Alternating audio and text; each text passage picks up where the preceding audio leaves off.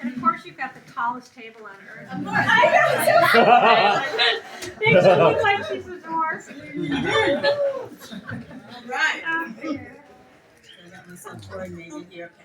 So I am the artist Simone Renee Spruce. You can follow me on Facebook, www.facebook.com/Simone SRS Studios, and Instagram, https:/instagram.com/wall. Thank you all for attending, and thank you to Johnny, our poet laureate for Toledo, Ohio, for asking me to be a featured poet this evening. I am an interdisciplinary artist with a social commentary practice. My artistic practice has to do with current events and how they relate historically. My work is about moments, and there is a story behind each image I create. These past few years, God has once again led me down a new path of writing poetry. I've always used the writings of other fine poets to accompany the visuals I create, and now words have begun flowing from my own thoughts. I brought in 3 pieces.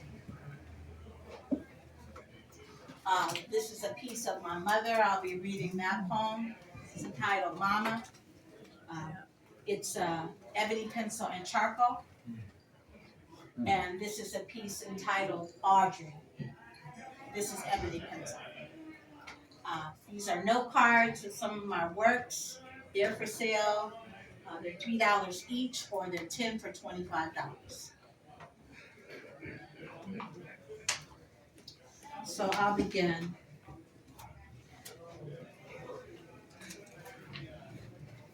Poem for Mama. 26 days. Kenny said it took 26 days and Mama was gone. 26 days.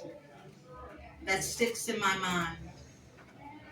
26 days of July 2005, our lives were turned upside down. Once again by cancer. This time by pancreatic cancer. I found myself doing the same routine I did with my brother Donald Gray with his diagnosis of lung cancer 2 years ago. I checked on her status in the morning with the nurse. How does she sleep? Does she have pain? Tell her I called, I would say. I would write down the date, time, and who I spoke with. I struggled with guilt daily. I should be home caring for her full time, not going back and forth from Providence like a relief pitcher. 8 months to live with weekly oral chemotherapy. I was a wreck. I spoke with her so I could be at the same place she was in understanding her illness. I talked to her about my life as an artist and how sorry I was about the ups and downs of my finances. I wanted her to see me become a homeowner. I told her the Lord sent me a companion, so she wouldn't have to worry about me being alone. She spoke to Tony often on the phone. She liked him. She said he knew God. We prayed together. We prayed that the family would stay together. That was her primary concern. She had already talked to God, and it was in his hands now. Then it didn't hurt so bad, and I felt better. Then the stroke happened, and it changed everything. No more chemo. Slurred speech. 8 months turned into 2 months. Conference call with the doctor. Hospice or nursing home.